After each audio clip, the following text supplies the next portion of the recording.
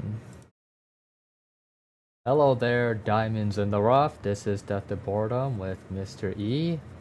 And this is season 2, episode 3 and 4 review of Blue Lock with first impressions by the both of us, actually, Mr. E and I, and great discussions to come after.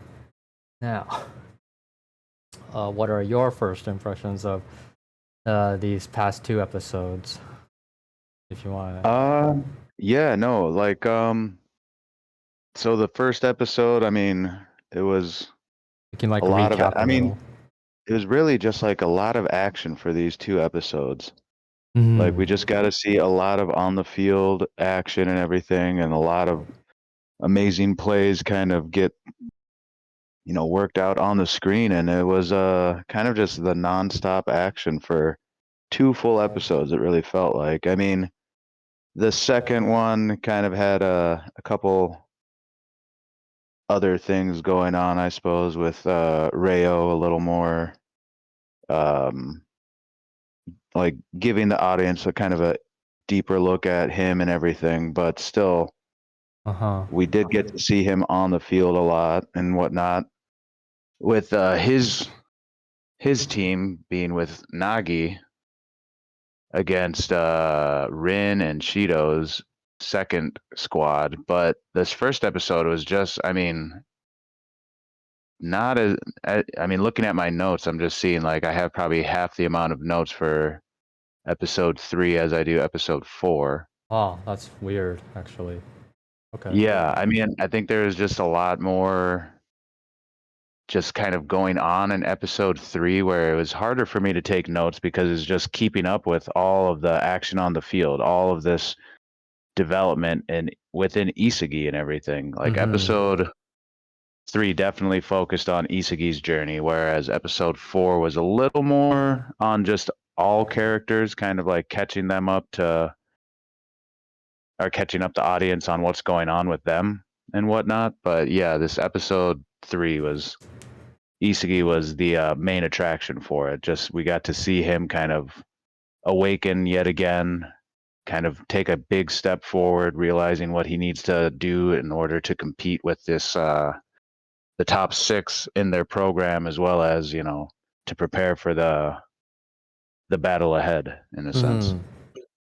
Yeah, that makes sense. And like throughout this, for the third episode, they kept on calling him average, average, average. Mr. Average, yes, yeah. But That's Karasu's nickname for him. yeah. But Hiyori was different. He didn't just call him average. He just gave him an advice. Yeah. Like Hiyori, coming through with some solid advice. Yeah, light blue is what Chigiri was calling him. Yes, light blue, yes, of course, because So I kind of his hair color and everything, right? Yeah. But yeah, I kind of adopted that title in my notes just because I had forgotten his name until I finally saw it on screen. But we're already halfway through the episode by the time I saw that, so yeah, didn't even really stick with me, but light blue or Hiyori, yeah, he gave Isagi some solid advice, kind of just it almost seems like the natural next step for Isagi to take, and for some reason I couldn't think of that. I was like, yeah, what does he need to do in order to take that next step forward? I mean, we saw him kind of concoct a wild plan, and then we saw it fall apart right in front of him. And so, I mean, I thought his conclusion was going to be, oh, just, gotta physically, up your game, hit the gym, buddy, work on that vertical, work on your speed, on everything, all of your physical attributes. But Hiyori, I mean, he must be a smart dude because, I mean, he gives him a route to take in the middle of the game, not like you can just, quick up your vertical and all that in the game. You can't just all of a sudden jump higher, run faster just because you want to. That's something that's going to take time. Yeah. But something that he can accomplish was Hiyori's bit of advice, which is just, utilize, like, make your strengths more of a reflex instead of your usual order of operation, which is thinking and then reacting, thinking, react, thinking, react. Just make your thinking the reaction. Mm-hmm. Physically, you got to be there already. Yeah, yeah. Very, very, very solid reasoning skills right there. You Yeah, just right. you're thinking and reacting as you talk. But yeah, like exactly that, right? Like he already could see it in Isagi, what his problem was, and just gave him solid advice based on um what we would see in the next episode is apparently Tetris, which is also very interesting. But Yeah, no, I did really like that comparison that Hiyori was using. He did a mhm, lot of good comparisons actually, because outside of the Tetris one, he also compared Isagi's awakening to like going from 4G cell service to 5G. It's just the mhm. natural next step. It seems like Yeah, it's like, yeah. oh God, it makes me feel dumb. Like, how did I not put that together? Like, Just this is what's upgrade your slowing you hardware, down. right? Just yeah, just upgrade your hardware, man. No big deal. Yeah, yeah. It's like just be faster, basically, faster processing, faster reading. Yeah, And just be that's what better, it means man. in terms of computer. But yeah, Yes, yeah. Mhm. like that has something to do with speed, like that is physicality, I guess, right? Like this is all about the mental processing power, basically. Mhm. Mhm. And then it's like basically it's just condensing everything together is what Isagi puts it as, and that is the case. It's like when you condense it, it's like you're basically what is it, like the WinRAR file or something like that? Like when you're zipping things up, they get compressed. Basically, yeah, that's what it Mhm. is. Yeah. And it's Yeah, yeah. compressing everything. Uh, but let's see here. Sorry about the ping that was on my end if you heard it. But I am gonna put myself on busy so that you guys don't have to hear that again. Anyway, but let's see, what were we at? Right. So yeah, so compressing everything is basically how it works actually. Like you don't get to think as much. You're just relying on your reactions and like and again in the in the sorry fourth episode. I keep saying second, but like I mean the fourth one because like we watched two episodes, so it's like I keep on going Mhm. for second. Yeah, In any right. case, though, so in the fourth episode, once again, like Hiyori, what he said, that so something about reactions, and you don't get to think about it. Oh man, I lost my train of thought because of that whole saying second episode thing. Oh, Oh no. well.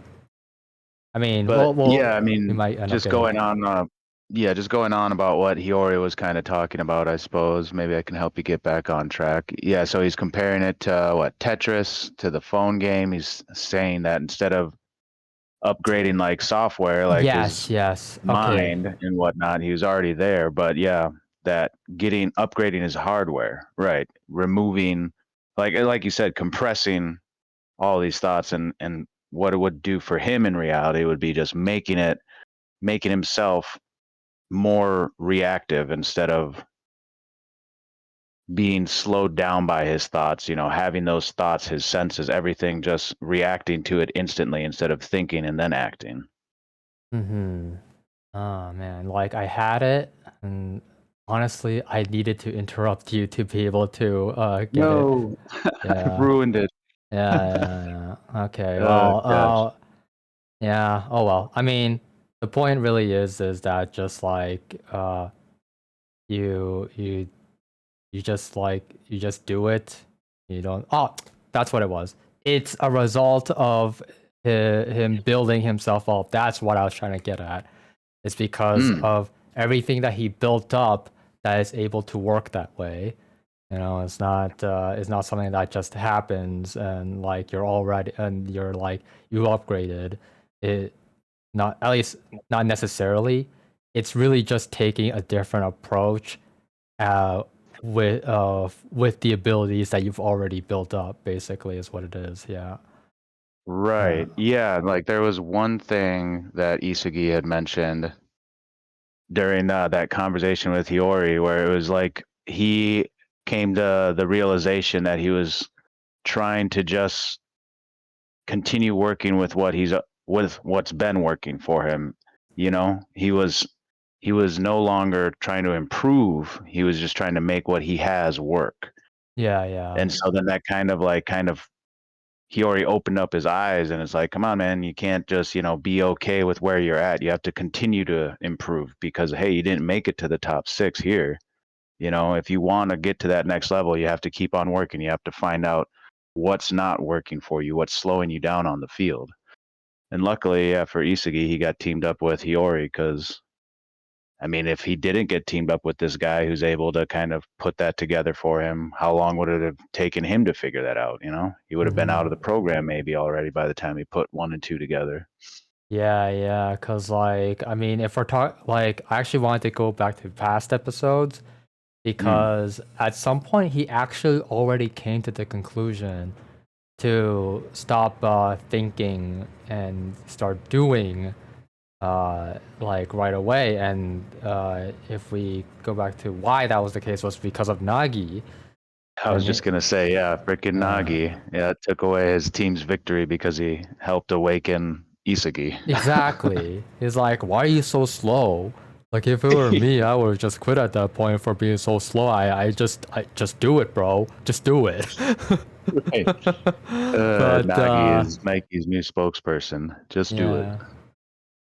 But yeah, like, and then so like, I mean, yes, that is one way to put it. Yes, and like, one would think that maybe oh, Isagi should have already came to this conclusion because Nagi already told him in the first season. But in this case, the difference is that Hiyori is now putting it into words, and like uh, Isagi never really grasped the concept of condensing everything together to make it reactionary, to make everything reactionary, even his thinking.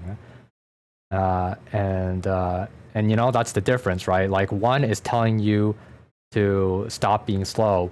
The other is giving you information on how to not be slow, basically. How to be the best that you can be, basically, on not being slow, basically. Yeah. I Yeah. think that's the way to put it, yeah. Be the best at not sucking. There you go. uh, yeah. But yeah, Pretty solid like advice from Nagi. yeah, yeah, because like one is more like a tip, but the other one is actually kind of like an actual advice, I guess. Like he's Yeah. explaining himself, explaining Like it. Nagi was more so just an observation versus Yes. like, yeah, actual thought out, like crucial criticisms and whatnot. Mm-hmm. Nagi is just being Nagi. He just is so like, I don't know, unaware or I don't know. Nagi's just Nagi. He just no filter, just says what's on his mind. Yeah. And But that's why we love him. yeah, and then like there's also the other guy. Who's that other new guy that's like Nana Nanase or Nanase? Nanase? Okay, yeah. So he also played a key role in this episode. It's like these guys seem like such average people and all that, and maybe they are actually, yes, Mm-hmm. in their own rights.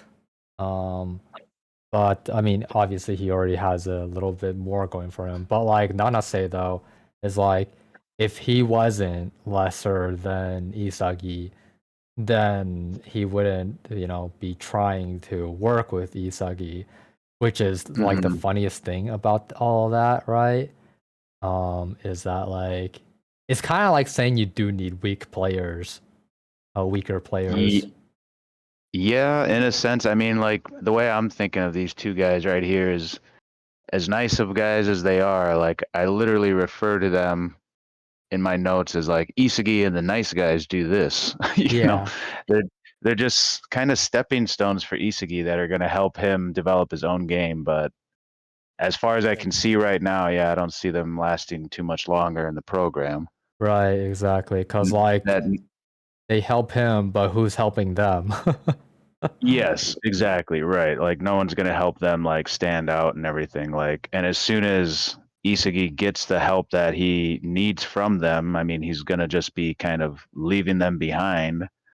They're Yeah. just they're just like a stepping stone, and it's not because Isagi is, a jerk or anything. He's just focused on himself as they should be in this program. But yeah, Nanase even makes the comment where the reason why he's working with Isagi is he couldn't keep up with Rin or Cheeto. Shido. Yeah, their moves were just too much for him to comprehend. But he's like, oh, Isagi, he's just like, one step above me. I can at least, keep up with him a little bit. I might be behind, but Yeah, he's just not. barely, he says. Yeah, he's not. Right, just barely. Right. So that was his only hope to try to really show what he can do, what he can accomplish by helping Isagi because he knew he was too weak to do anything on his own and he was too weak to really help Rin or Shido. Mm-hmm. So, best way to shine is to help with someone who's just a little bit better than you. Mm-hmm. Well, I wouldn't say Well, shine, but, like, I mean, have some light on him, right? Basically. yeah, right, to not be completely in the dark. Yeah, Yeah. yeah, exactly that. And, like, it's funny because, like, the Karisu guy was, like, saying that Isagi was the weakest link. Oh, you're the weakest link. Like, Yeah, so, right. what does that say about that? What does that say about Nanase then? But Right, yeah, geez. maybe Oof. he was just doing that to provoke him, and he wasn't actually, and he didn't really. Okay, maybe. Yeah. I mean, Yeah. he at the end of the day, he is like 17 or something. So, I mean, that he's not gonna have that much of a foresight to say that it's just uh trying to bring his spirits down, but also that he probably actually truly believes it. Really. Oh yeah. I mean, yeah, you're a 17-year-old like athlete, obviously. I mean, you're gonna think less, or you're gonna try to get into your opponent's head in anything with any means possible, I feel like. I mean, Hmm. whereas he may have also just been trying to provoke Isagi, there had to be like he must have believed that to some degree. Yeah. And And he he is the did one that he keeps was on calling him average too. yeah, he was on a team with Hiyori though, right? We saw that Yes. before. Mm-hmm. So, yeah, I feel like maybe just kind of going after Isagi because he doesn't know him and he gave like just a quick like evaluation of what he can do on the field. And then that would just became fact to him, like, oh yeah, this guy's one of the weakest people. Like he knows Hiyori to some degree, so he'll give him a little bit of credit. And I don't know, maybe the headband guy just stands out because of his headband, Nanase. Isagi just looked like the biggest character in the background on the field during this. Maybe I don't know. Karasu, he just kind of seems like he'd be a jerk. Yeah, like Rin said actually again during this episode that he's a bully, you know, Yeah, just like yeah, yeah, picking on yeah. those weaker than him. Yep. Yeah, right. He calls Karasu out on that, and then Karasu kind of goes at him and whatnot, Yeah, trying to be like I don't know, a shield for the weak or something like that. yeah. Yeah. What was it? Like besides that though, I mean like, you know, and then like when Isagi activated, right? Um Mm-hmm. he's like, "Oh, everybody on the team became so different when he activated because like, you know, they scored a goal because of the Nanase passing to Isagi, and then from there it just like kept on bumping up, kept on, uh, Mm-hmm. you know, building up upon that, and like Isagi misses his goal winning shot, but Rin recovered it, and then from that point forward, their team was like back on the back with the momentum. There you go. Yeah, yeah, they have momentum again. Right. Yeah. No, I mean, Karasu, I mean, he definitely points out, like, a, a fact, I would say. Like, the whole team really picked it up as soon as Isagi kind of picked it up himself, as soon as he began to kind of figure things out and really get fired up. That's when the rest of the team kind of finally started working together on a higher level. Mm-hmm. Yeah, exactly. And even Shido was like had some more spotlight onto him this episode too when he saved the goal, which was very surprising because um what was it, like Chigiri was supposed to be wide open, Yeah. like there was a, like they said themselves that nobody was marking him, and like basically it was a wide open, but apparently Vito was there. I mean, which is Yeah, like just that little shot right there of seeing him uh, running there. You don't see Shido anywhere. I mean, they yeah, got you see Hiyori Hiyori way though. over there. Yeah, like So Hiyori where is could probably Shido? catch up. Yeah, Like, how fast is Shido then? Like, geez, if he was completely off screen and then ends up in front of the ball, like, yeah. what? Well, I mean, he had to have been in a defending space, but the only way for him to be anywhere is that from that one, uh, once again, the same scene that we were just talking about, where it was just Hiyori, right? So Hmm. he had to have been behind Hiyori and getting covered by Isagi's back in this scene, basically, is where he's coming from. And it's like he's Yeah, no, just I a mean lot faster than that's Hiyori. that's the only explanation really. Because that's where he came from too, right? Hmm. Yeah, you see him coming off from the left side of the screen and everything. Yeah. It's just funny that Oh. he's like, there's nobody marking him, but like it's a whole open field, and you should have seen Shido coming in because like this guy's just like, he himself is really fast, but like, it's like it's a whole field that he's gonna run across. And everybody should be able to Right. see that. Yeah, right. And No they make it kidding. out as if he comes out of nowhere. Like that's I like terrible. how it, I like how that like pink aura behind him almost looks like wings, like he just flew in out of nowhere. True, true. Yeah, that is a good what is it called?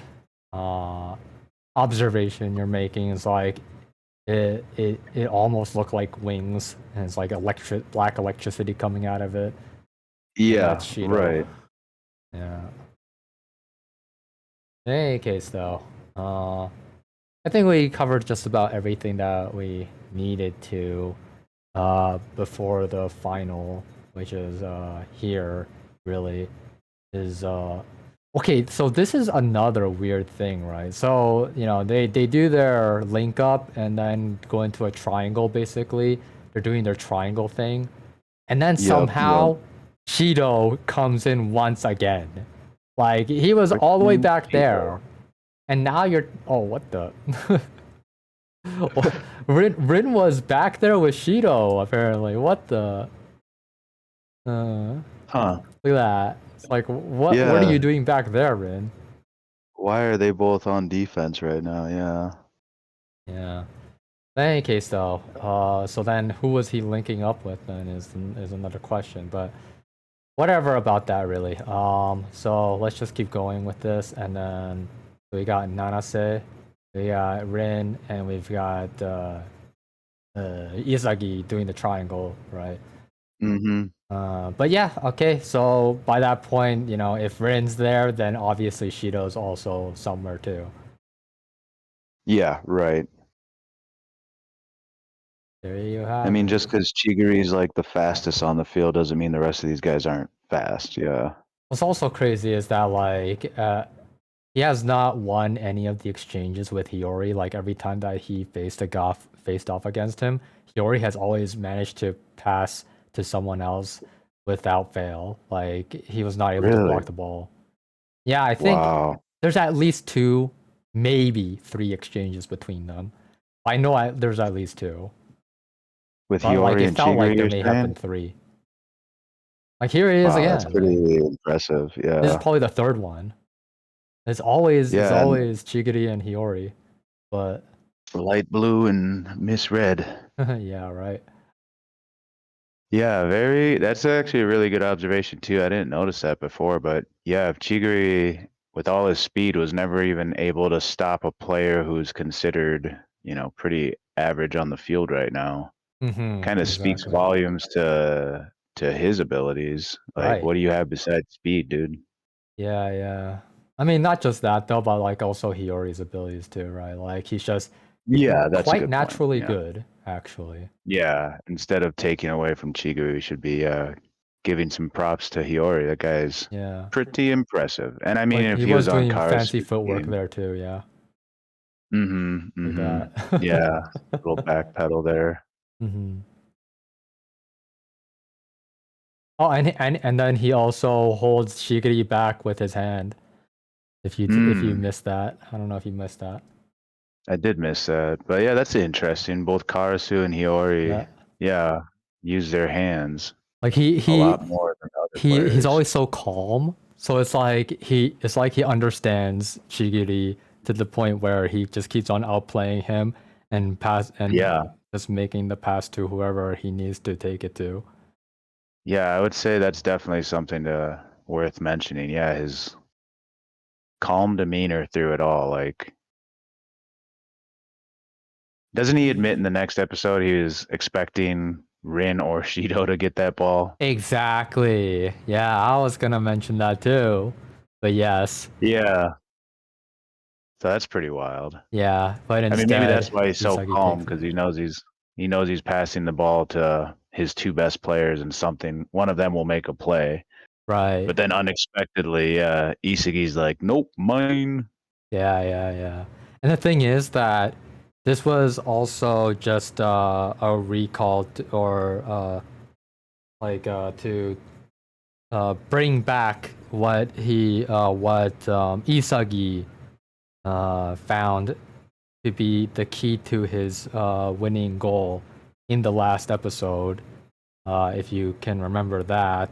But at the very end of Mm, it, Rin and Shido got in each other's way when before the goal, and like Rin could have taken that shot and won the goal there, right. but you know Shido just gets in the way, and then so in this case, right?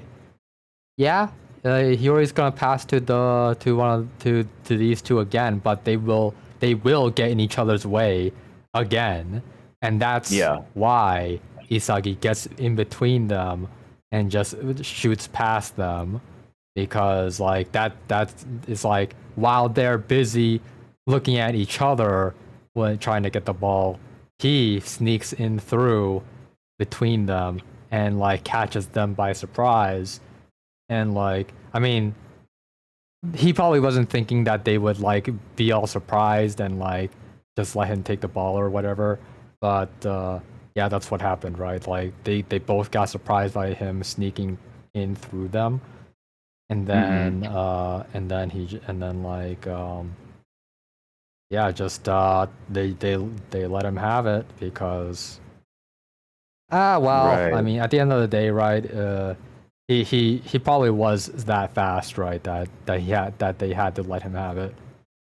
Oh yeah. I mean, they didn't have an option to let him have it. Yeah, yeah. He Yeah, stole it from them straight up. There was yeah, no decision time for them. They were just like busy. Like it's funny, like you were saying, like, well, I mentioned he already trusted in the top two on his team to yep. take a goal, but Isagi did not trust them really. You know, because Yes. we just seen that their personalities clash so much on field that it leaves rooms for mistake, for errors to happen, and that you can't, afford that room right now. So Isagi took the game into his own hands, and oh my god, his little landing pose there is Yeah, right. ridiculous. We get it, Isagi, you're a badass. Yeah, Jesus, okay. lay off, dude. Uh, But no, anyways, yeah, Isagi, he didn't trust their personalities where he might trust their talents, but yeah, their personalities clash too much, and he saw an opportunity with their personalities clashing where he could steal the spotlight, mm-hmm. and that's what you need to do. Like ego, he talks all the time like how to be the greatest striker you have to, you have to give into your ego, Mm-hmm. and Mm-hmm. so that's what he does in a sense. He just gives into his ego, steals the spotlight, and it was the right call, I would say, because yeah, we'd already seen what happens when Rin and Shido get in each other's way. Yeah, Makes when up they for both are in range of the ball. yes, yeah, because they will fight each other for a goal that the opposing team will then steal from them because of Mm-hmm. that slight hesitation in action due to their quarreling. Mm-hmm. Or like, just like when they kick the ball of each other's ball or whatever, it just ends up fumbling, probably. But it Yep. would be so funny if they tried to get in each other's way and it just ends up as a combo kick between the two. Like it's just Okay. Yeah. Right. two kicks on one ball. And it's like, oh my god, their anti combo actually ended up resonating. Oh, that would be interesting. Yeah. Uh, Huh. Just but like the ball unfortunately, goes this isn't so the show. fast. Yeah, right. They kick the ball so hard it like blows through the back of the net. Yeah. But in any Oh case, god.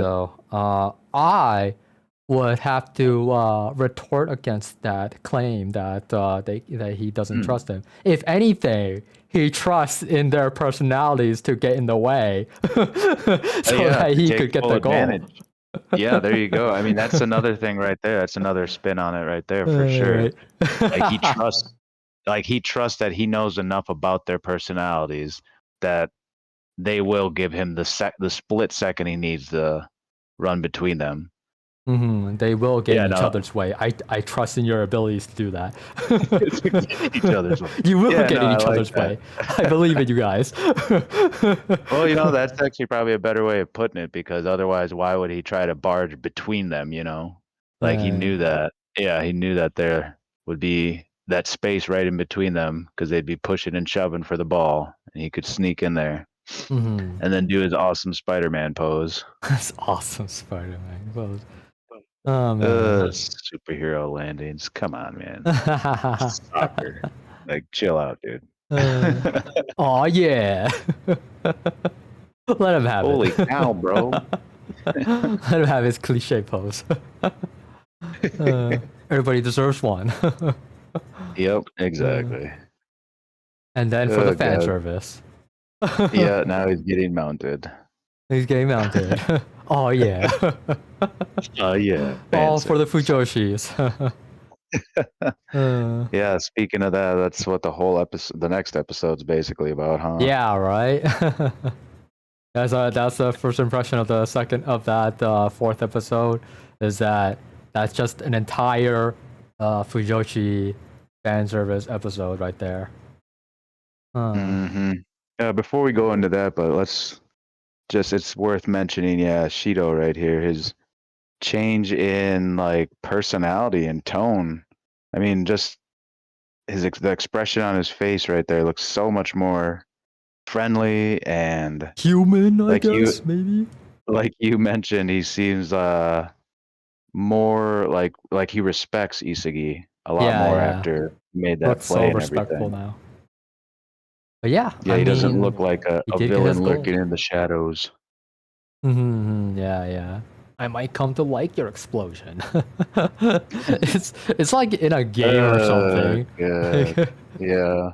You just win in something and then you instantly get people's respect or in the character's respect or your rival's respect or the opponent's respect or something like that.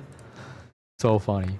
But I mean, yeah, he definitely does deserve it, especially in such a game like this one where he's versing top one, two, three, and I think that the ninja guy was fourth.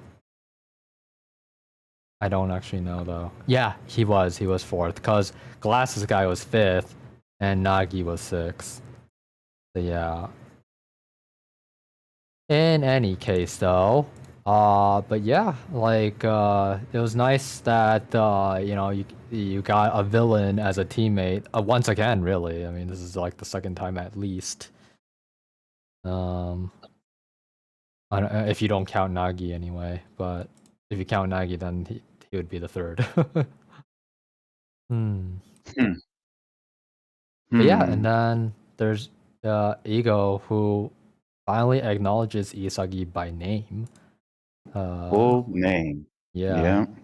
refers to him by his full name and be like, you just unlocked something miraculous there, apparently, even though not really, because the thing is that is how high level soccer works, is that everything is pretty much reflexive. You don't really have time to think about it, and like the only time you get to think is when you don't have the ball, and you're like far away or something like a defender or like you're still far from the ball even if you're chasing it, right? I mean, You maybe double you tap have it. time to think there. Yeah. I feel like everything on the soccer field's got to be so like reflexive and everything, you know? Mm-hmm. Like just seeing how fast paced the action is, like every step you take literally is setting up the next goal kind of thing, you know, like Yes. depending if you're going a little more to the left, to the right, you have to be paying attention to like just I mean what we've seen Isagi going through with his thought process in all of these episodes. Like, yeah, I don't know, it's just so insane to kind of see how he thinks while he's playing, and then now they're saying like, yeah, it's too slow, everything's got to be faster basically. Mm-hmm. And yeah, like you said, that's just how everyone in the pro soccer world probably, you know, thinks and everything, you know, it's just second nature to them. Right. Yeah, it is 100%. But it's not even just soccer either. It's just athletic sports and even esports too, by the way. Oh yeah, 100%. Like, I mean, that's why Hiyori was comparing it to a video game at first, you know? Right, yeah, it's Tetris and then like the 4G to 5G, though that's not an athletic thing or it's game thing, but it's still, a talk about how you just need to be that much faster, basically. Right. Yeah, exactly. Yeah. Though, Yeah, I in mean, most I sports, wouldn't say yeah. that 4G to 5G is a good comparison, to be quite honest with you. Oh, really? Yeah. Yeah, just because like 4G is like, okay, you get like anywhere between 20 to 100 gigabit per second or something like that. Or was it gigabyte per second? Anyway, point is that 5G from that point forward is like 1,000, 2,000, or something like that. It's just such a wild jump from there. It's like you're Well, literally 20 times faster than 4G, which is just maybe, I mean, maybe that's kind of some foreshadowing they're giving us, like showing where once Isagi masters this instinctual, you know, reactive kind of soccer playing, that's how much better he will be, you know? hmm. Yeah, I mean that could be the case for sure. Although like I wouldn't really okay, I say that for sure, but like I just backpedaled just now saying that like, at the end of the day, right? Like you can only get to this point if you already have the skills in the first place, like we If you're already talked about, self-provided. right?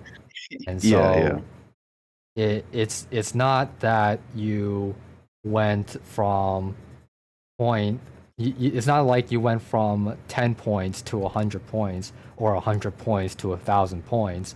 It's that you just went from 999 to 1,000 or 999 to 1,010.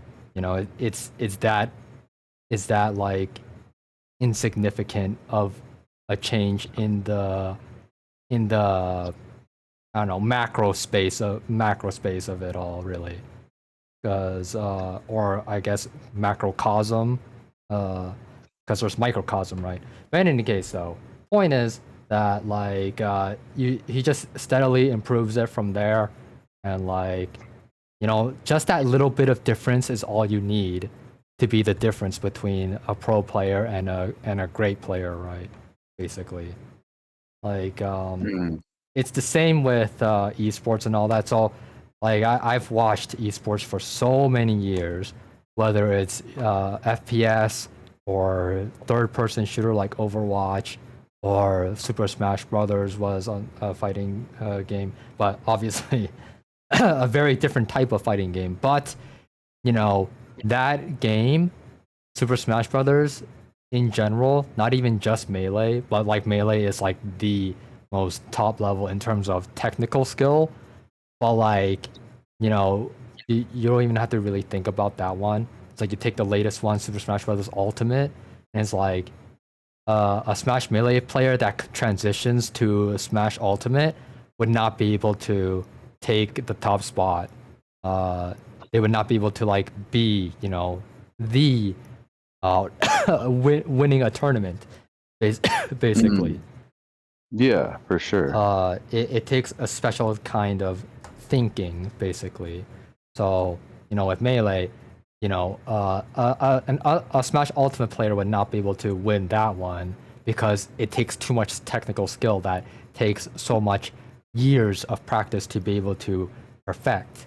But you go to you go to Ultimate. Now it's the other way around. It's not about the technical skill. You can get good enough at the technical skill, but it's the way that you think, and how you're supposed to, your mindset, your how you perceive your opponent in Ultimate. It's more of a mind game in Ultimate because it takes less technical skill. With more technical skill, it's more of like who has the better skill, right?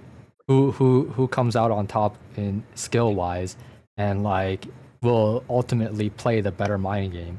But like in Ultimate, because there's less technical skill, there's more room for mind plays. Which by that what I really mean is that in Melee you get comboed to hell and back, but in Ultimate you have chances to get out of the combo. Like in Melee you'll get comboed like 10 to 15 hits, and even to death even sometimes. But Right, yeah. in Ultimate, you can get hit once, twice, 3 times, 5 times, and some characters can combo you like 8 to 10 times or whatever. But eventually you will be able to get out. And then when you do get out, it's gonna be harder for them to combo you because you're at a higher percent where you're not gonna be comboable as easily anyway. Yeah. But in any case, though, and that's what allows for more mind plays, basically mind games anyway. So it's like there's 50-50s, there are fake outs, there are baiting, right? It's like they jump at Right. you, and then like you think that they're gonna hit you, and so like you press a dodge button, but they faked it. They didn't. They actually don't press anything. They're just waiting for you to dodge, and then they take that opportunity to KO you after you finish dodging. Right. Yep. I mean, obviously there is some of that in Melee too. Of course, it's just not as big of a thing as in Ultimate. That's all there is to it. And so for allowing for more plays, then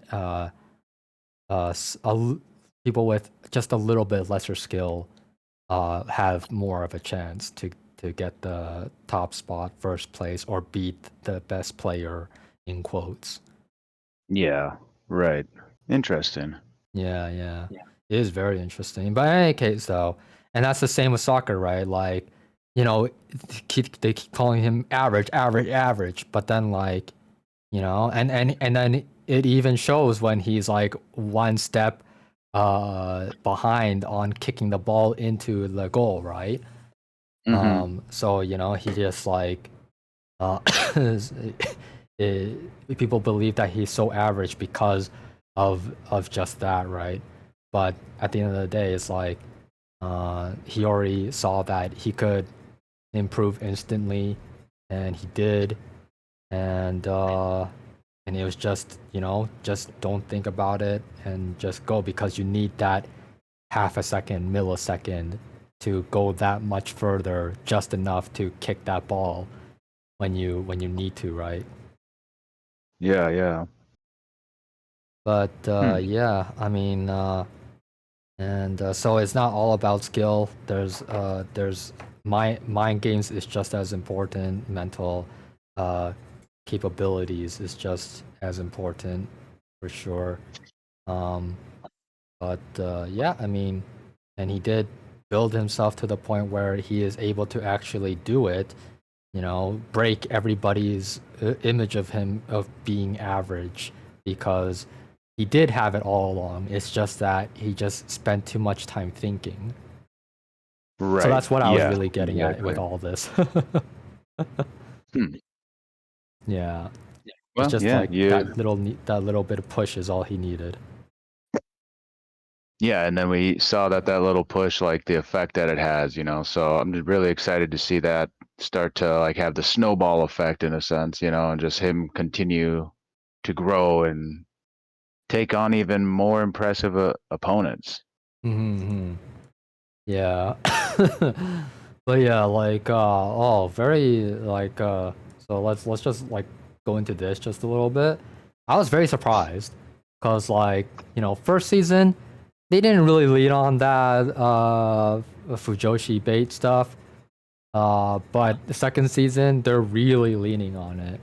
Is Yeah, is they really lean heavily into it it's like from the end of this episode through the rest of the next episode. right, yeah. And we could even say Nanase on top of Isagi is where it also started to. But like this was Yeah. very blatant. Like very, very blatant. Yeah, Otoya using his pervy ninja skills to flirt with Chigiri here. It's Yeah, because he looks like a I mean girl. this is the well, yeah. This was the what do they call it? The blue lock extra time or whatever. Yeah. Additional I called it time. the Uh, after dark blue lock, but yeah. yeah, for sure. Ugh. Yeah, what did you think of it?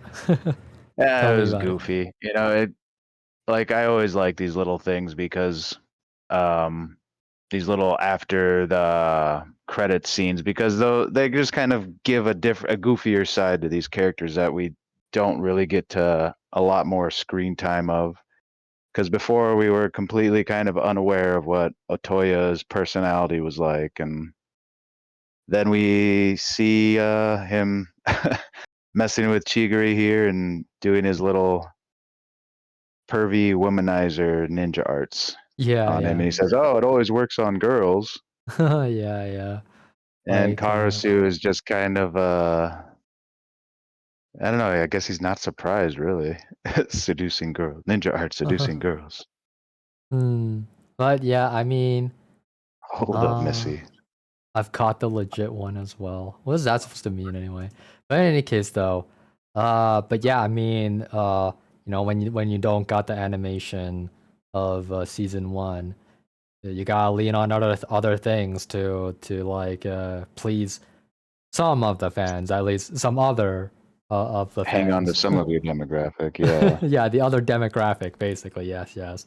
Like we know that there's a boy side to it, but we see that we have the girl side attention too, and like there is a girl side to every fandom too. It's just that Oh usually yeah. they're not as prominent, but Mm. because like they like Mhm. to keep in the dark, they like to stay in the dark usually, um, in their own like little Discord servers or something like that, right? But Mhm. point is though that like the the by the second season of Blue Lock, they see the potential for Fujoshi bait. You know, Yeah, they um, really like you said, like we've said, they really lean heavily into it from this point yeah. forward. Mm-hmm. Yeah, I mean, Yeah, like personally, back then I would have hated this stuff so much. Like it may have been enough to actually turn me off to like not watch the rest of the show. If I Mm, saw that episode 4 and I was like, I don't know, 17 or something like that. I don't know. sure. Yeah. But I mean, like, that's all back then stuff. But nowadays, it's whatever. I mean, I Yeah. understand. I mean, in the first place, I now have my own like little nooks and crannies of dark spaces that like I gotta keep away from the mortal realm or whatever.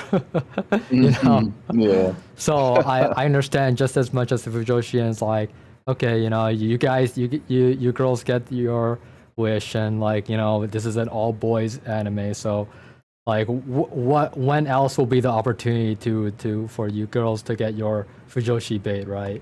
I mean, like, guys get fan service all the time with all these Yeah. women in anime. So it's like, girls should also get their fair share of guy fan service in anime too. Yeah, exactly. All right then. But yeah, so let's go into the next episode. We're like already 51 minutes in, by the way. Yeah, I Uh, mean with this episode, I mean we covered a good amount of like the Isagi stuff already because I yes. mean like we've already brought up the conversation between Isagi and the nice guys while they're watching the other round go down. Or what are they really just watching their own highlights or were they watching I think they the were watching the second? entirety of it, and well, I Yeah, mean, they would have time for it. I think, personally, would think so.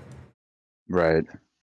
So yeah, like I mean, I feel like we've covered a lot of this episode kind of already in the Hmm. mid, while talking about just Isagi and him, his journey as a main character, just leveling up and whatnot. But other important things to notice or to take note of in episode 4 here would definitely be Reo. Yeah, I mean, Reo kind of outside of Isagi in this episode, it really focuses a lot on Reo and what he's kind of dealing with. And then there's a lot of that fan service too as well. Hmm. Yeah. Yeah. I But mean, yeah, like. it's Mhm. fun kind of seeing Rayo, I mean, like we already know that he has kind of a lot at stake, I guess, in this program. He doesn't want to lose his best friend Nagi, but also it seems like he's kind of at the understanding that he has already lost Nagi, right? And so he's trying Yeah. to prove that he's worthy to play on the same field as Nagi and worthy to be a teammate and be his, number one best friend again. Huh? But Yeah. yeah, we just see him slowly go into despair because we get to see the chemistry that what's this guy's name again? The Four Eyes, Mr. Four Eyes. Oh, we'll just call him Mr. Four Eyes for now. Yeah. All right, for now. So yeah, we get to see the chemistry between Mr. Four Eyes and Nagi. Like they first time playing on the same field together, and they can link up for a pretty easy goal and everything. Hmm. And that just puts Rayo further into his little despair. Yeah. A mid range shot from there. Yeah. The funny thing is that he's in the same position as Isagi now. Back then. Yeah, yeah, right. That's a good point. Yeah, very good observation. Yeah, he's feeling so behind on everything. Hmm. Yeah. But yeah, like that is to say that like Rayo, I mean, honestly, I would expect him to have to level up because I mean, his past is that he's so good at everything. And so it's Hmm. like how and like 99% good at everything is like how is that not like I get that everybody else has something that they have over the top kind of thing. But Right. like being 99% at everything is still gonna get you into the team. I mean, Yeah, right. You'd think it'd be good enough. especially, I mean, that's literally the how a playmaker works in the first place. They're supposed to be like the best at not like the best. Sorry, I meant by like overall the best player, right? And therefore, it's like, oh, so everybody else has 90 of everything, and then like their best game at like 120% at this and that or that is like, oh, 120% of control for Nagi, but while Mm-hmm. the Mm-hmm. 90 at everything else, right? And it's like, oh, Right. there's like what, seven or Is it 8 six? categories or something? Yeah, there's like six categories at least, right? It's like Mm-hmm. when you take like nine out of those five spaces, it's like you're off by you lose like 45%, 45, right? Mm-hmm. And that's like even if you have 120%, 120% on that one, so you're off by like 25%. In Yeah. it's like I mean, it just like you may be great at one thing, but there's a lot of other weaknesses in your game. Whereas for Rayo, it's like he's made it where he's not great at anything, but he's also doesn't really have any weaknesses. more like he's just not a master, right? Like is what it was that he was getting at. It's like you are great at everything. You're just not a master at anything, right? In a single aspect of anything on the field. Yeah, Right. Yeah, exactly. yeah. And But now like he's aiming to be a master. Yeah. for a second during this episode, I kind of was thinking like, oh, okay, so this is going to be like a farewell episode to Rayo. Because Oh, he's talking about how like, oh, like it wouldn't be the worst thing if I left the program. I've still got so much going on for me in life, all yeah. these other things in my personal life, my social life. I'll be fine if I leave. And then he Hmm. just calls himself out on his own bullshit. He's just like, nope, that's not correct. I don't want to lead a life of boredom. And Yeah. so then it's like, oh, I was like, okay, so we're not saying goodbye to Rayo. We're actually, saying hello to him finally for the first time. He's taking it upon himself to finally improve. Hmm. Yeah. And that's when he kind of calling himself out as being a jack of all trades, and then instead he wants to be a master of all trades. Hmm. Yeah. Yeah. Like since this is my first impression too, I will say Hmm. that yeah, I completely expected Rayo to level up. Um, Yeah. because Good, they're good. giving him this whole backstory thing again. Not like that, like they already gave him the backstory thing last episode. I mean, not last episode. Sorry, Yeah. last season. Like he already Last had his season. thing. So why is it that they're doing Hmm. it again? That's a good point. Yeah, I guess for me, why I thought it could possibly lead to a goodbye to Rayo is because when we saw in the last season, who was it? It was a teammate of Baro when there was a 2 versus 2. It was Uh what, huh. Nagi and Isagi versus Baro and whatever his name was. But yeah, we were finally getting some backstory on him, and I was like, Mhm. oh, okay, maybe he's going to be a big deal. And then it just ends up with him leaving. It's like, oh, Yeah. no, he's been kicked off the island so long. And so that's kind of why I was like, oh, okay, more backstory for Rayo. He's seen that he's, not at the same level as these people. Okay, Mhm. now he's finally admitting like, oh, it'd be fine if I left, I guess. And Yeah. then yeah, obviously as soon as he says bullshit, I was like, okay, well, nope, this is not a goodbye. But Mhm. yeah, that's Yeah. just where my mind was kind of leaning towards before. Yeah, and then why it was so obvious for me that it was his level up episode was because like this is his third appearance now. Like, why is it that this Mm, guy gets so many appearances? You know what I mean?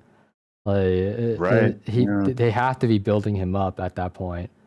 And it only makes sense that he's being built up because they actually need someone like him for their 11-man team. Like he is definitely Yeah. making it in. There's no way that he wouldn't be because of his all-rounder abilities. Like they need an Hmm. all-rounder. They need someone to Yeah. be taking defense position. I don't know about goalie still, but Just make him the goalie. make him the goalie. That'd Yeah. be good. But in any case, Uh, they need him to fill spots. Basically, they need yeah, people that's a that good point. that can be all-rounders when they need to be. Right. That's the Well, like thing. you're saying, like he's got all these amazing traits that would make him a great playmaker, and so the playmaker is who utilizes the strengths of all these amazing weapons on his team. And Hmm. so he'll be the kind of the glue for all of these amazing players on the team who have all of these unique abilities because they're going to need someone like Rayo to get them the ball, to make the plans, to kind of, yeah, move them forward as a unit, as a whole and everything. Hmm. And like even as a character point of view, like Rayo gets shot past behind by Nagi in both skill and like strategy wise, I guess even. Hmm. Hmm. Um and like it's like well, like this guy was like this guy's the most lazy person in Blue Lock. Like 100% he's the laziest person in Blue Lock, Hmm. right? Hmm. It's Hmm. like how is it that he's just gonna keep getting shown up like this by Nagi, and it's like this guy who's supposed to be good at everything basically. Like how from a writing perspective, how is that gonna work like that? Like this guy is so good at everything that they got good at soccer in 6 months, and they never lost a game before Blue Lock. And it's like it him being good at everything once again, like just like Isagi, what I was talking about before, is like you already had everything uh, that built you up to this point to make this possible. And it's the same thing for Rayo. It's like he was good at everything, therefore all that managed to transfer over to soccer because he knows like the secret to getting good at anything, right? Like Hmm. that's just how he's written, because you can't be the jack of all trades if you don't know the secret to getting good at everything.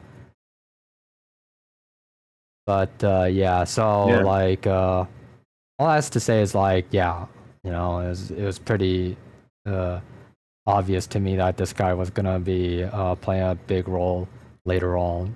Like later on, he's gonna be part of the final episode, getting a spot in there. I mean, who else is gonna get the spot? There's 10 spots. There's probably gonna be like 7 filled or something like that. But like he's gotta be one of those three, I guess, that will fill Yeah. those last 3 spots. Yeah, I could definitely see that. Yeah, and when I say Yeah, you could 7, it's have. like obviously Isagi's gonna be the 7th. Well, I mean, I'm thinking like we're probably going to have the top six plus Bachara. So that's Ah, yeah. seven. So And then there you you got go. That's 8. Isagi and Rayo. And Hmm. then who would take over that last spot, That's right. That's Chigiri right. So Ray would be maybe. 9th, right? So then, yeah, the last spot would be 10th. Yeah. Yeah, it'll be Yeah. interesting to see who moves forward and everything. Igaguri. Oh my god, if he This guy made it that all the got way like to to face the under the 20. right, the top 35 in the program. It's always this Somehow he guy. snuck in there. Oh Yeah, god. because You like know what? once He's again, probably gonna make it. Yeah. yeah.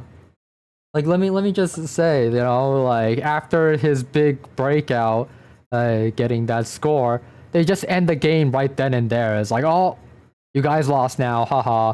You know, Haha, yeah, right. it's like Nagi and the one-on-one Emperor, the Four Eyes glasses couldn't beat them out. Boohoo. Woohoo. Yep, you're the worst. I don't even know who was like on their team besides Igaguri. Like at this point, I don't remember. Oh yeah, there was Ah, this guy yeah. who apparently was the tallest. Actually, that's crazy to say, cause like they have Glam The Guy glam too. guy? Yeah, Oh, they it have wasn't the Glam Guy glam guy. and the tallest guy apparently. So And the both. tallest. So I guess Glam Guy is like the second tallest, but at that point, yeah. Hmm. It's like here it is, like Rin making use of these two tall guys. Yeah, right. Jesus, they're just Oh, towering. look, it's what's his name again? Gagamaru. Yeah, Gagamaru. Gagamaru. We Yeah, get to that see means him make that the playoffs. Gagamaru's team lost too. Oh no, not Oh Gagamaru. no! Oh, Gagamaru. Also, they gave fan service of his butt too for the Fujoshis and the Yeah, well, gays. they need to. Oh, yeah, yeah. Seriously, that butt shot lasted so long. By the way, like that Butt lasted shot. at least 5 seconds. I think it just stood still on that butt Oh, shot. God.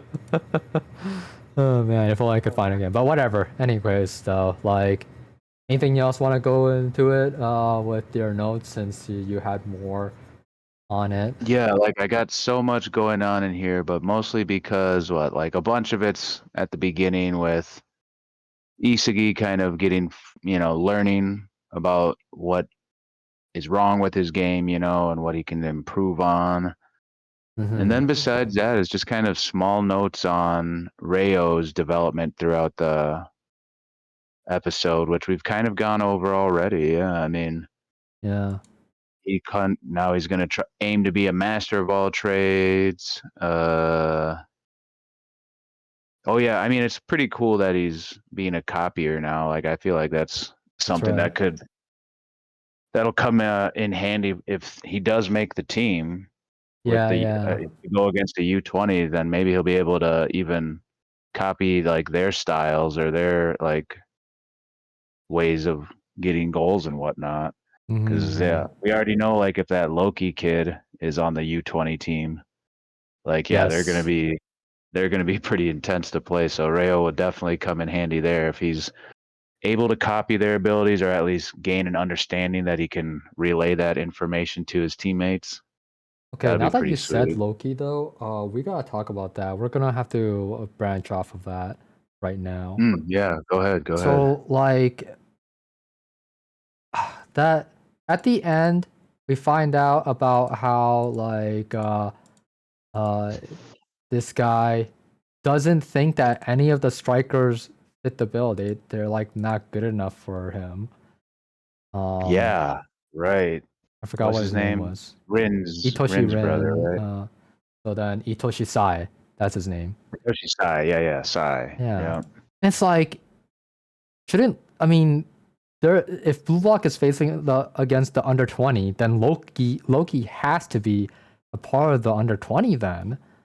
Well, if you're a part of the under 20, but you're also like under 20 isn't that going to be the team that you would be on before you would go pro? Like, did he make a small appearance on the U20 and then get bumped right up to like the professional Japan team? Yeah, I don't know. I actually have no Maybe he's idea. not on the U20 then. Yeah, I don't I know. guess I guess maybe a misunderstanding, but probably it's actually that the under 20 team is all Japanese or what? Oh, well, I mean, I feel Blue like the under Lock 20 still isn't like a under 20. professional team. Hmm. Okay, so yeah, it says here that it's the Japan under 20 national under 20 football team. So yeah, there you go. So Loki wouldn't be a part of it because he's not from Japan. Oh, okay. Yeah, yeah. Where was he from? Well, he's Do you from remember? France apparently. I'm pretty France, okay. sure that it was France from the last time that cuz I remember getting that impression like this impression it's like, "Oh wow. He's a black guy but he's French?" Oh, that's Yeah, quite the Julian twist. Loki, a prodigy of the world of football, is a member of the France national team. There you But yeah, go. he's not even on a U20 team. He's on a national team because Yeah, so all the that's U why. teams, those are like minor league. Yeah. So that's like, Sai, man. Like he wants somebody from Blue Lock. That now it makes sense why he wants somebody from Blue Lock. Is because yes, all the strikers, the forwards in the national under 20 are not good enough. I mean, it's kind of insane that none of them even got asked to be in the Blue Lock program, I guess, because the Blue Lock program isn't to just join the U20, that's to join the national team. Yeah, So you'd yeah. think that the people in the U20 would be closest to that. But yeah, I don't know, it's interesting. Yeah, I Oh, I think it's guess just he's also because trying to the go against the U20. so sorry to interrupt you, but the reason for it is just Mhm. because the under 20 team already has establishment into Yeah. national football. Yeah, And yeah, Blue that's what Lock, I was just yeah. yeah. Okay, so you were gonna get to that. Yeah, yeah. I was coming to that conclusion in the midst of saying that, yeah. Yeah, It's like, yeah. yeah, it just makes sense because that's already an established program, and Ego is trying to show that the way that program works isn't correct in producing this like world level talent, and that he Hmm. knows what's best. Exactly, And so yeah, exactly. that makes a lot of sense. And then yeah, with Sai saying that, like that he doesn't want to play with anyone on the U20 because they're not good enough. I mean, yeah, that's such an insult to the program right there, to the Yeah, U20 yeah. program. I mean, it makes so much sense now. It's like you look at these crooks, right? And they only care about money and Yeah. like you talk Mhm. and how Ego was talking about the way that they treat their soccer players like they get sent to international but they don't know any English and so they come Right. back like a mess basically. Yep. So it all makes sense now.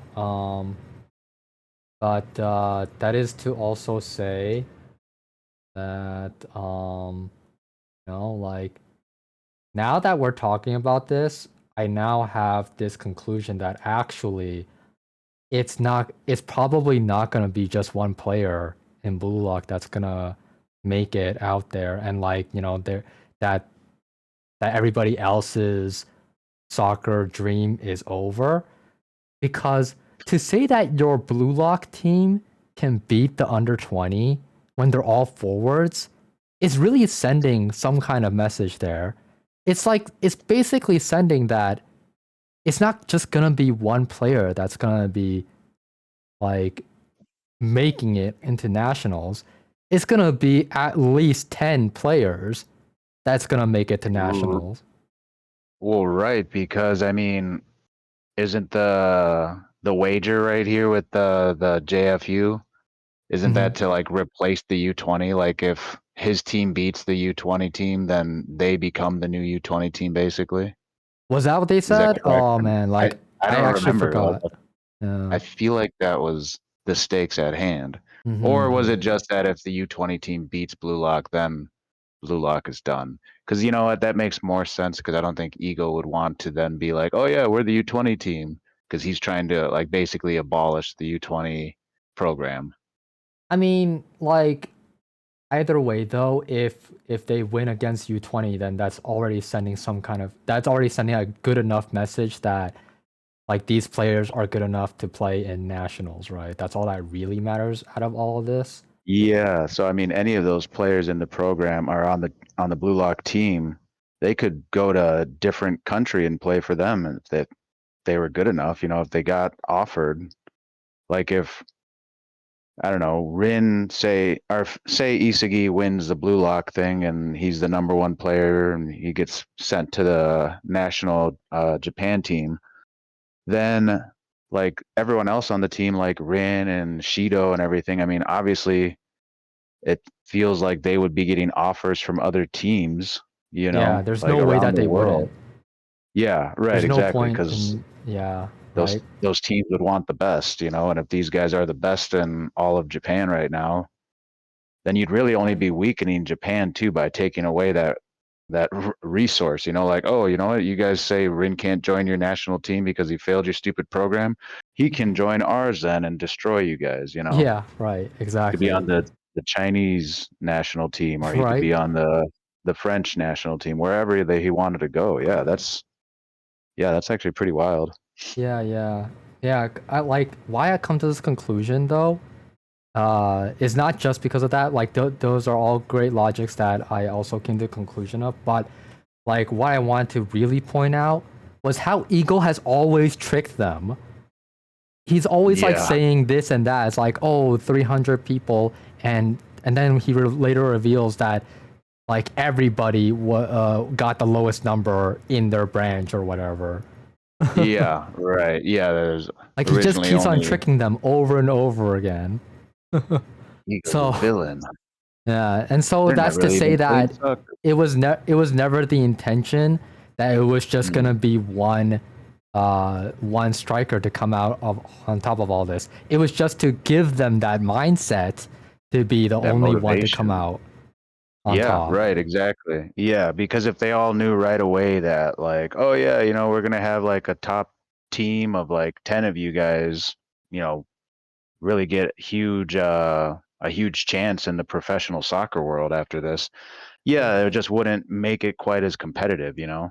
People would be probably leaning towards making more allies instead of a competitive nature. But with what ego is laid out before them, they're forced to be competitive as well as build alliances, but not lean too much on their alliance. They're forced to just build up themselves, their own skills.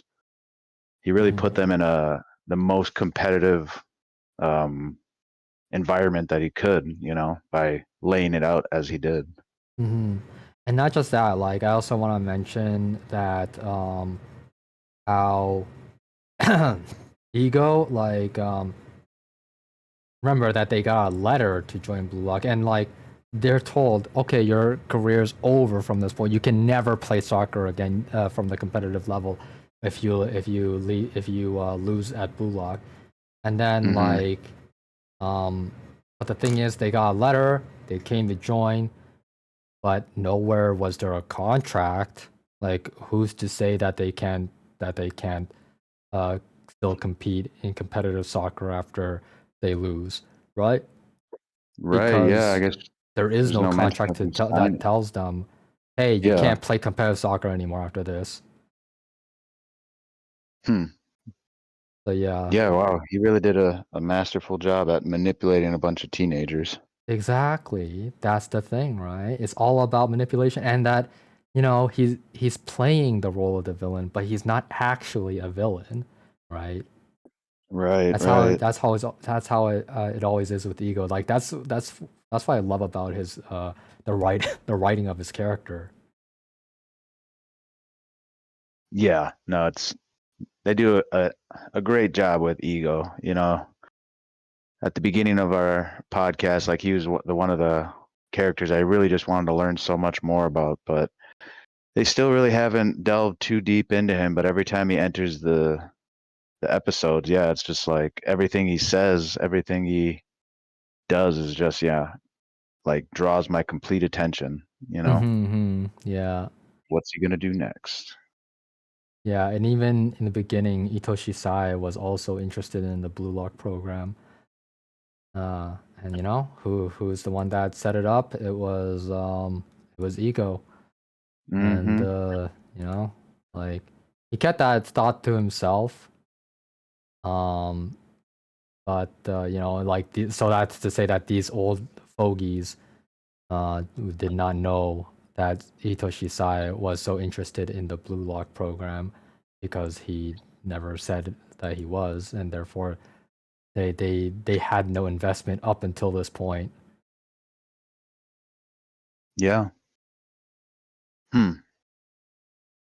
So I wonder who Sai is thinking of in Blue Lock. There's an idiot in Blue Lock. Yeah, who do you think? Someone that he's comfortable calling an idiot. Like, I mean, I just feel like there's a good chance that it could be his brother, Okay. but I mean, that just seems like I don't know, just like an obvious, easy answer. And like the writers, they're always so crafty with these twists and everything. Like, it's not going to be Isagi.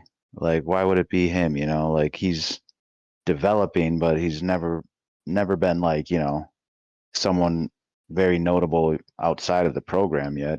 So I don't think Sai would have an idea of how well Isagi's developed. He knows Mm-hmm. Rin, but who else would he know? Like he's what, a little older than Ren, like 2 years older, a year older. Probably, yeah. 18, I think he was.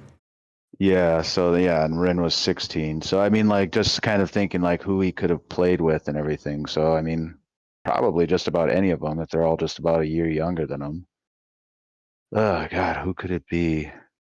Maybe it's Nagi or Rayo. No, no, probably neither of Nah, them. not Rayo. Borrow, Definitely not that's Rayo. it. But would he consider Barrow an idiot? Who wouldn't? You know? Ah, okay. That's funny. I No, mean, yeah, God. I kind Oh, of yeah, would. idiot. I It's can got to see be it the with people Nagi at mover. least. Yeah, I could see that with Nagi. Calling him an idiot. I feel like it's going to be someone that's just going to, like, someone that we've seen in Hmm. action already. You know, probably one of the top 6 or 7. Hmm. I feel like And I say he 7, has maybe seen not some Bachara. play of Blue Lock even in season 1 too. Yeah, you feel like he's been kind of keeping up with the progression of these people. Not not Oh. necessarily. I mean, like he'll like catch glimpses here and there is what I really meant. He won't be Hmm. like actively watching, probably because he's busy with his own soccer thing to do, right? Um, Right. because like like those top 5 that they faced against at the end of season 1, you know, they're only here because of the amount of money that they're making from it. Like other than that, they should have been quite busy, right? They would have been very busy with their own thing. Mhm. Mhm. But yeah, in this case, they considered this extra dough. Hmm. Mm. But in any case, though, besides that, anything else that you wanted to get into? Right, Rayo. I forgot. There's like a little bit more about him. So the copy thing, um, but there was like something else even after that. So like, yeah, this right.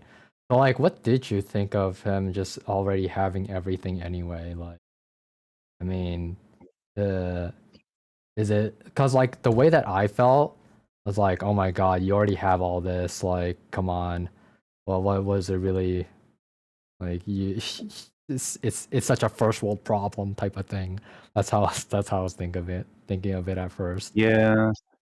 You know, it's kind of interesting for Rayo to want more when he's been given so much, but then like I think about it a little bit more and it's like yes, he's been given so much, but he maybe is aware that he hasn't really earned as much and seen a chance to really do something on his own volition without his mom and dad buying this or buying that for him, you know?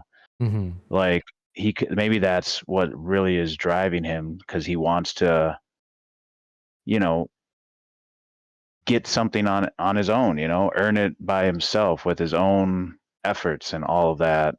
And so, Mm-hmm. I mean, just thinking from that sort of perspective now, I mean, that gives me a little more respect for Rayo, I would say. He's Yes. willing to go through the hardships of Blue Lock in order to improve, even though he knows that he's so outmatched right now. You know, instead of just taking the easy route out, he still wants to find a way to play with the best and, you Mm-hmm. know, also earn his friendship back with Nagi, which Mm-hmm. I guess before he felt like was probably just given to him based on his, I don't know, status, maybe. I don't know. Huh? Oh, you mean Nagi? Rayo, like the No. friendship from Nagi. No. He definitely had to earn it. You saw many times that like not he had to keep pushing Nagi to play soccer with him, and like Yeah, me he had pushing someone to to do something and earning it is a little different, right? That's he had to like coddle him, take care of him. He had to carry him on his back. He had to you know like go to take him to the spa or whatever, to deal with his muscles after workouts or whatever, right? mhm, mhm. So like when we're looking at it from that perspective, he worked from the ground up. He worked from zero to get his soccer team going, and he worked the hardest out of probably anybody that I know. Like who would go through the trouble of taking care of somebody, like literally being their babysitter to get to get their dream to come true, to become the best soccer to best the best soccer team, best soccer duo, right? Right. Yeah. I mean, that's one way to look at it for And sure. not only But then we that, see like, that Nagi is so unwilling to hang around him now because he sees that Rayo can't compete with the best. And that's kind of what Rayo instilled in Nagi to, keep pursuing, greatness. And so now he's trying to achieve greatness of his own. So Nagi will pursue him. right. And I also want to mention that, like, Rayo, like, not only that, right? This is with a nobody soccer team, okay? Like his soccer team was just like any other uh regular soccer team. So it was like up to him and Nagi to like always always win the games basically. Uh there was Yeah. no there was no prestigious soccer team that they were a part of. Well, yeah, but I mean, like, so then you look at like what his parents have given him, and like with what they gave him, he was able to build up his skills, to get to where he was at. And then with his Right, but constant coddling so of Nagi, all that is indirect, okay? So this is just like something that yes, it they gave him his abilities. They built him up so that he could be the best at whatever he wanted to be at, right? But the point yes, he still had stands opportunities. Yeah. that with soccer he had to start from zero. That's the key word there. With soccer he had Eh, to start from zero. you know what? I would argue to say that his parents probably gave him more opportunities to build his skills than most of the kids that he played with. He probably got to train with some of the greats, or had not maybe some of the greats, but he got to train with people who So top probably. why I'm gonna have to retort against that is because his parents were against him playing soccer, right from the get go. Now Oh, that is correct. That is true. Yeah. this was even before like he got into playing soccer with Nagi. Like he wanted to go in Mhm. with Nagi, and then he asked his parents, "Hey, so like I want to become the best soccer player." And he's like, they're like, "No." Like that's his entire arc, right? That this is his entire Yeah. story. No, you're right. I completely forgot about that. Yeah, his parents were against him. So yeah, they would not support him in playing with great players or anything like that. Hmm. That's why he had to start from completely ground up, which is, which is so respectable as a Yeah, and person. that Uh, explains a lot more why he's so driven in soccer then, because that is something he's built up on his own. exactly. Yeah, Hmm. and that's And that's again, why he doesn't want to lose great that. character Yeah. writing. Yeah, and it explains a lot why that's not something why he wants to give up on it so easily, because it wasn't something he was just given. He's been earning it. He's been building it on his own. And so then, yeah, like with where he's at now, seeing that all that he has done still hasn't put him into this, like, he's not part of the top six or anything, but a friend of his, Nagi, is. And so now him not wanting to give up on that dream, it really does kind of add another layer to him, that he wants to continue building on what he's built already, the foundation he's built. He wants to build up from that in order to reach the heights that his peers in this program have already reached. So yeah, that Mm-hmm. does make him actually a lot more likable.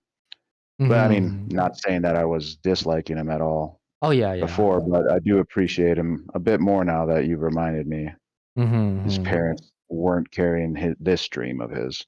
Yeah, yes, exactly. Not like, I obviously there's going to be people that are jealous of him for already having everything. But like, when we talk about it, we then realize, wait a minute, this guy is actually quite a likable character at the end of the day, because like, yeah, he like sure he was given like the skills and whatnot, but like he's the one that forges forward his own path, and that's what's really respectable about it. Is just because that you know when he's not given what he wants, this is the result of it, and that like he just like he worked really hard for it, and obviously people can still be jealous that he had a better upbringing and all that, but at the end of the day, it's what you do with it that matters the most, right? Mhm. Because like there are Mhm. plenty of people that have great upbringing, and they're not gonna be as ambitious as him, and like rebellious, and want something that they can't that they it's seemingly that they can't have, really, right? It's like the odds are Mhm. against him for the most part. Even with Nagi, like he loses Nagi too. You know, Right. even at this point, even after he awakened, he still lost. His team still lost. So Mhm. he's still actually at a disadvantage. It's just that he's now one step forward again, right?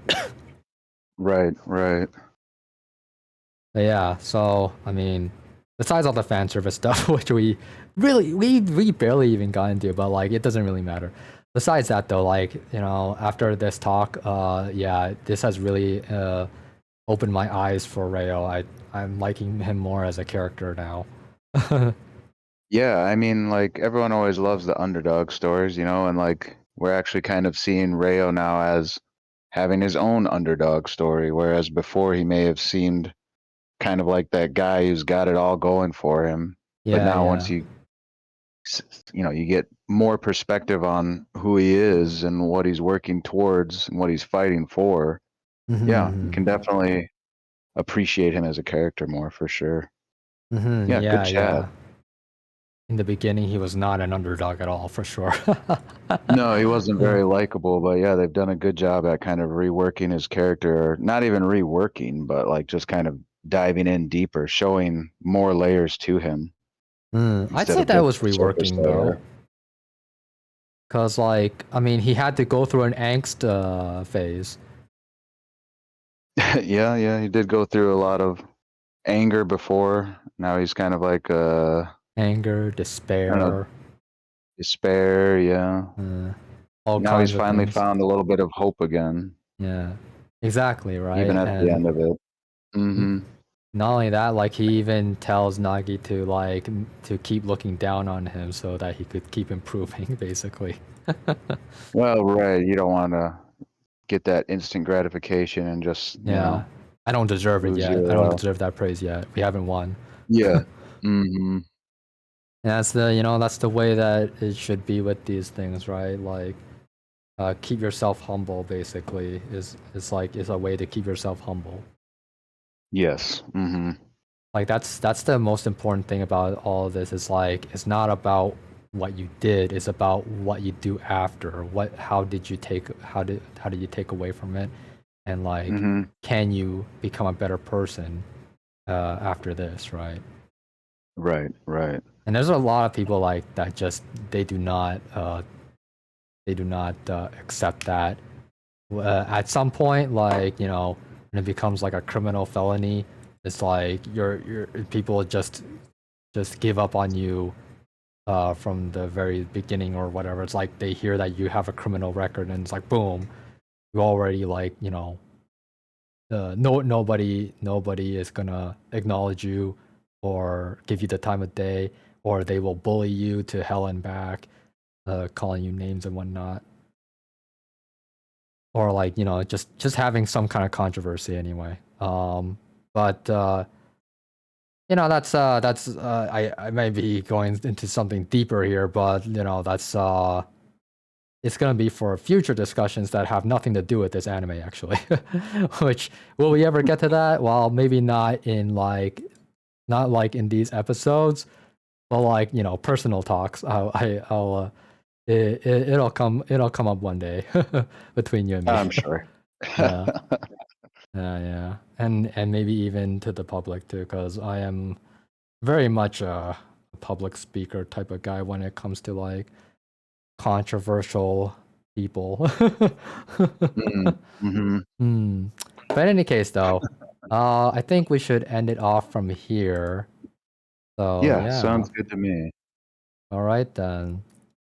I don't know what's even coming next episode. There was uh, like so I mean, it was Team A versus Team B, and then Team A versus Team C. So now I guess it's Team B versus Team C or something. Yeah, I guess that makes sense. Yeah, Yeah. In any case, we'll have to wait and see. mm-hmm. Can't wait for the next episode. Actually, what about you? Yeah, no, I'm excited to see who Sai's talking about, and I'm excited to see what kind of if they're going to continue showing us like more characters getting developed in matches that don't revolve around Isagi. I mean, he only had the one match that he could do, so I Mm-hmm. wonder if we'll get one of Bachira's matches next. Right, that's a good one. Dude, like, I mean, I can't believe I took the audience's word for it. It's like that this show was shit because the animation was shit, but like in actuality, it still holds up good enough.